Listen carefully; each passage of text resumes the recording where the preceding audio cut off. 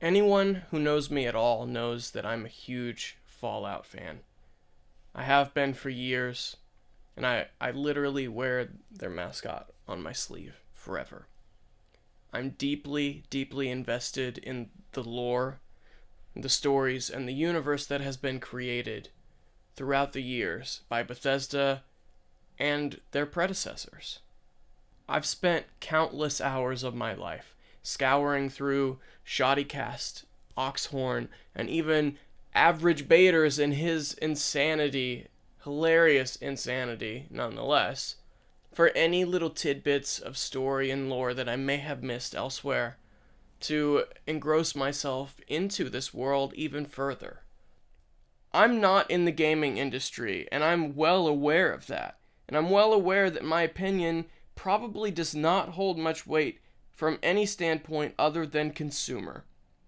That stated, I would like to emphasize strongly, because it's the internet and I have to, this is all just my personal opinion and ramblings about this topic.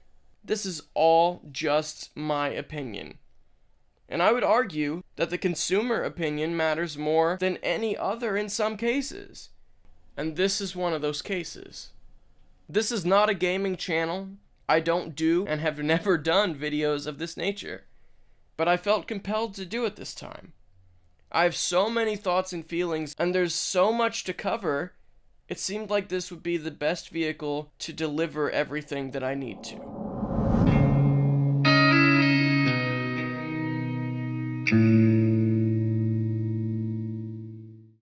I know people are upset with Fallout 76. I myself am not exactly thrilled with the game itself, its performance, or the fact that the cost was slashed nearly in half, roughly 2 weeks or less after launch, when I paid full price for 2 copies. Joke's on me! Or is it? With this whole crap bag or bag gate or whatever people are calling it, with this situation, I'm just glad that I was skeptical enough about the multiplayer aspect. Not because I don't have friends. I have friends. I have friends! Anyway, I'm happy that I was skeptical enough and trusted my gut on this to a certain extent and didn't let the fanboy in me take over entirely. I decided to do this video when I saw that Bethesda was being investigated for, quote, deceptive practices, and had a possible pending class action lawsuit against them for their refund policy, which is super shady, by the way. From what I understand, it's something like this. If you buy a game from Bethesda Online or Bethesda.net, you are eligible for a return and refund. There's no problem there. Until, and here's the shady bit, until you download the game. Once you take the action of downloading, and it's no longer just a purchase that hasn't been acted upon, you forfeit your right to refund. Yeah. And what's worse than all of this? What's worse than an obviously unfinished game, riddled with bugs and neutered gameplay mechanics? Worse than the reused assets, copy-pasted code from Skyrim and Fallout?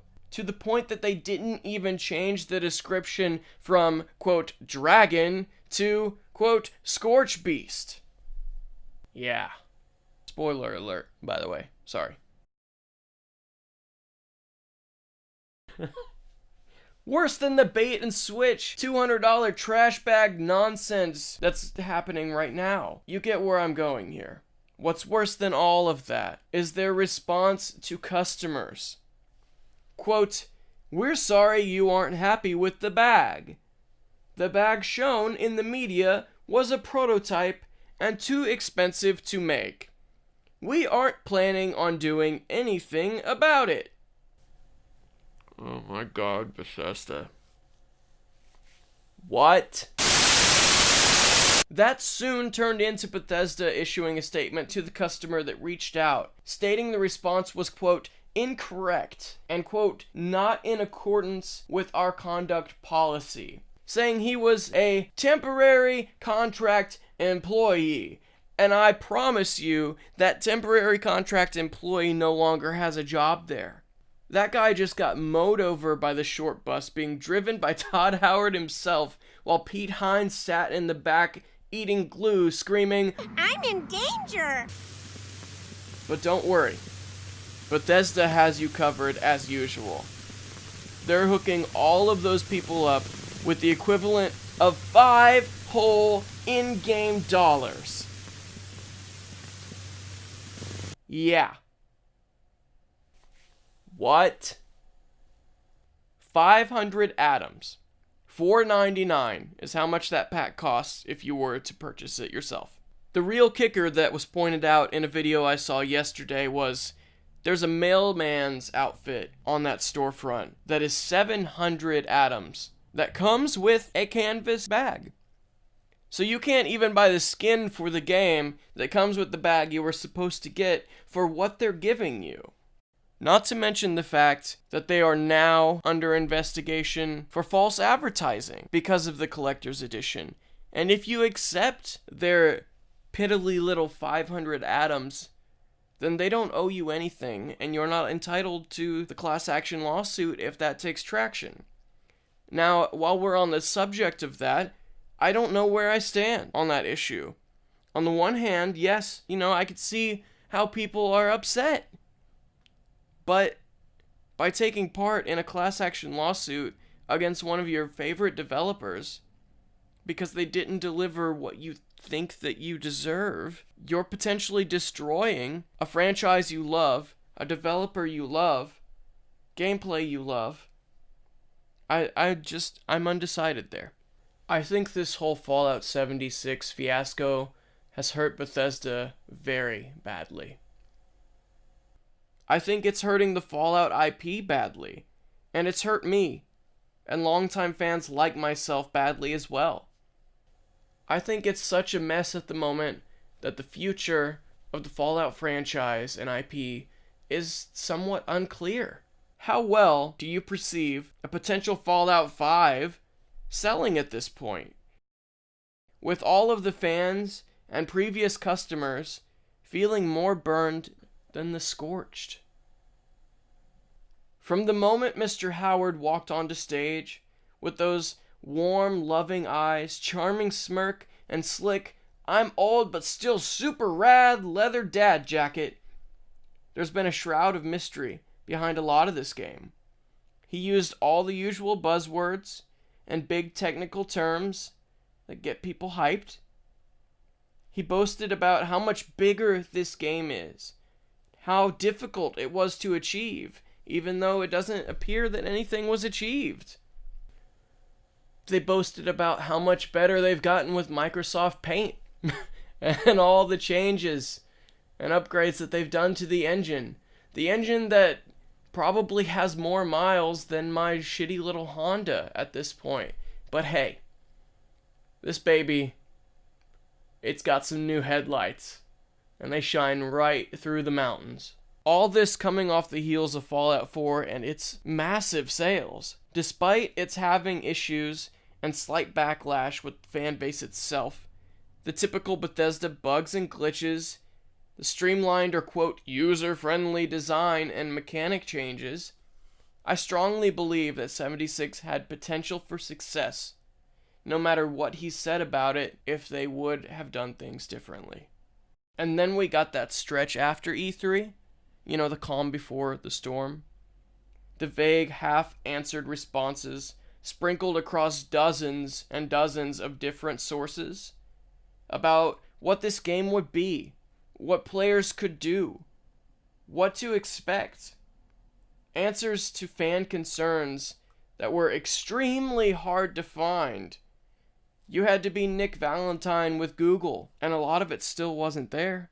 I personally now believe that was intentional because of a few reasons.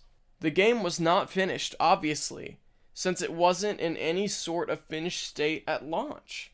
It wasn't finished then.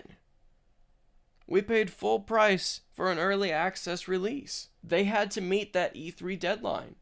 They had no idea what they were doing and weren't doing, other than making sure that it was multiplayer and that it was shipped out that door. They were the highlight of E3, as they had become over the years.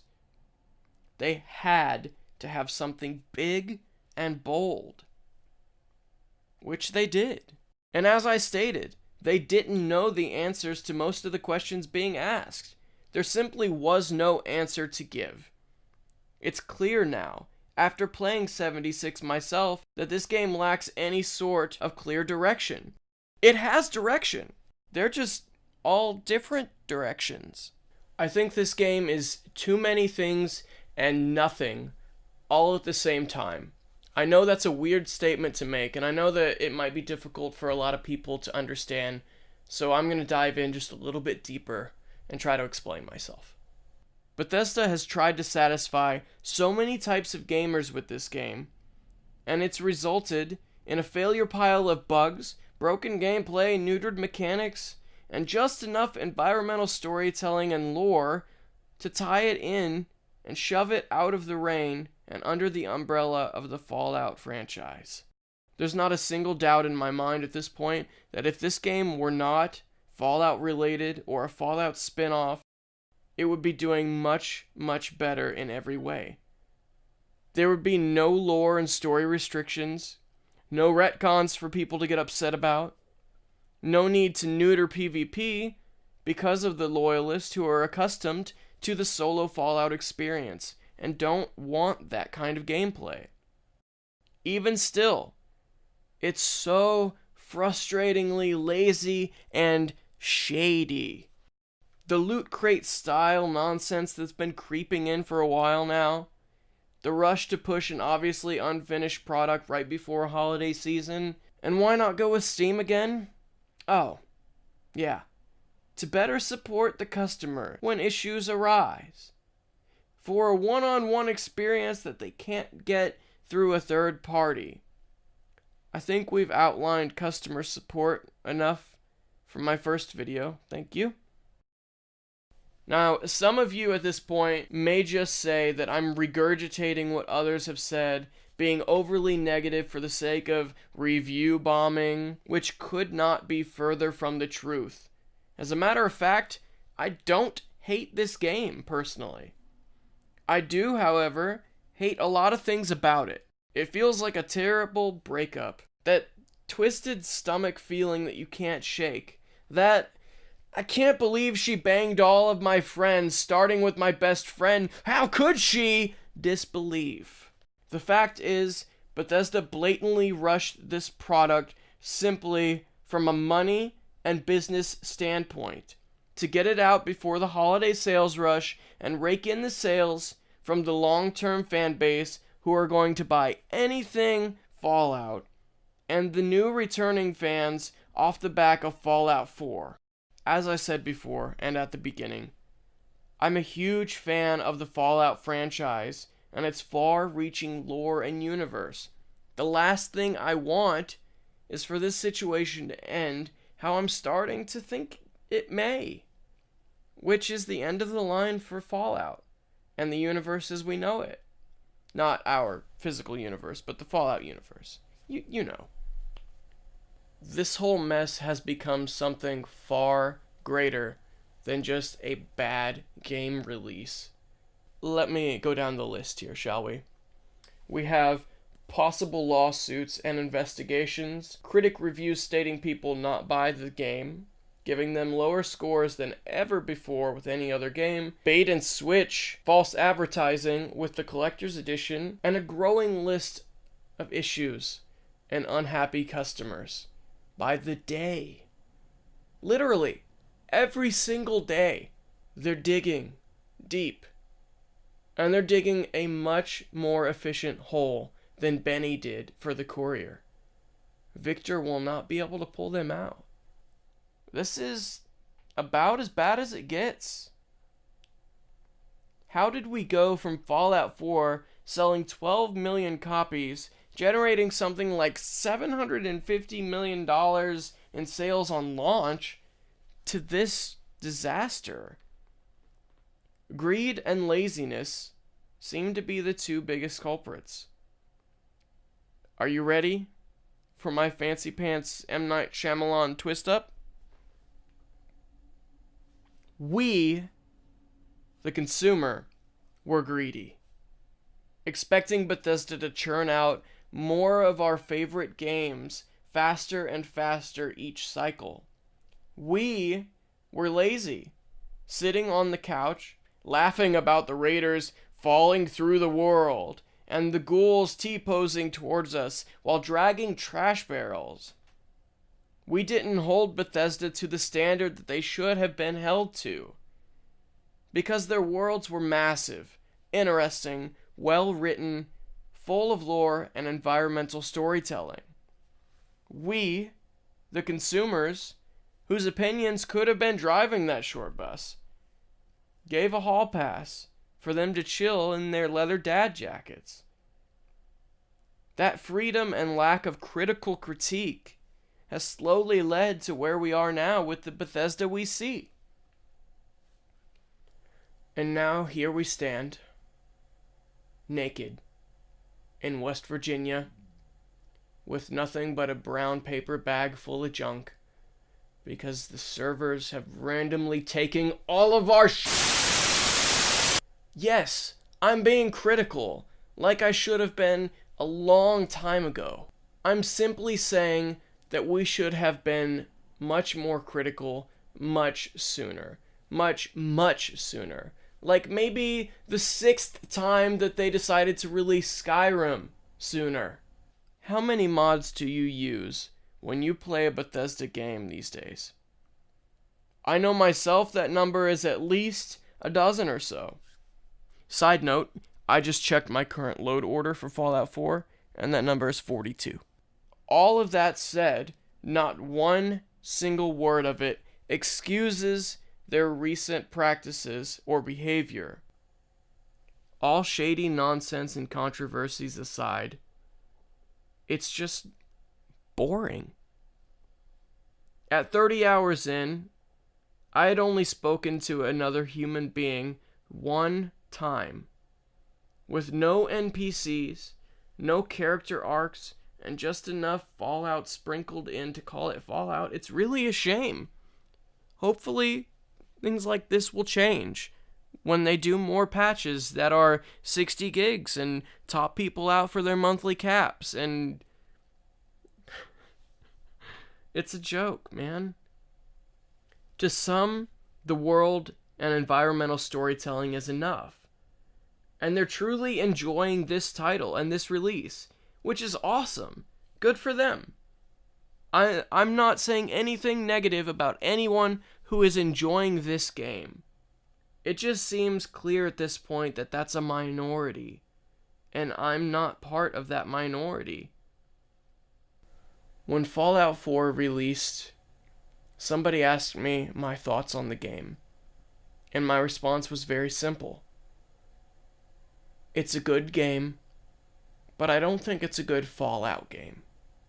Maybe that's because I'm comparing it to the plethora of options that we had in previous iterations, or how much different it was than New Vegas or Fallout 3, or even 1 and 2 with the choice options. This video is how I had to describe Fallout 76 to that same friend. I hope this answers your questions, Josh. Be sure to like, subscribe, hit that bell for more content not even remotely related to gaming or Bethesda news. And take a chance. But remember, sometimes taking a chance means you don't get what you want.